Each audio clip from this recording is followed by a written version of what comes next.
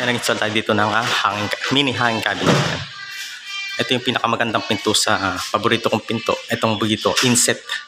Ayan, papansin nyo, nasa loob yung ating pintuan. Ayan, kaya itsura niya sa mini cabinet.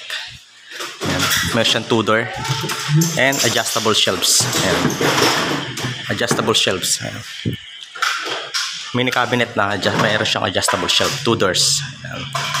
Napakaganda ng pintuan ng ganito pagka ganito naka-inset siya. Ayan. Maganda siyang tignan. Then dito sa part na to, nag-install naman tayo rito ng hanging cabinet. Ayan. Ayan, patungan ng speaker. Ayan, para dito. Ayan, may siyang TV, dito yung speaker, dito yung mga sound system sa gilid. Ayan, tapos sa gilid, itong pinakamaganda rin dito, itong ayan, corner shelves. Ayan. Meron siyang 6 layer. Ayan. Mula rito sa ilalim, meron siya 6 layer. Ayan, maganda to sa mga corner. Lalo sa mga may pader sa loob. Yung bang mga tipo na mayroon siyang mga nosing. Ayan. Meron kasi siyang nosing dito. Kaya nilagyan natin siya ng mga corner shelves. Ayan. Yan ang mga bagay na corner shelf dito. Nalagyan naman ng mga gamit. Ayan. Napakaganda niya tignan.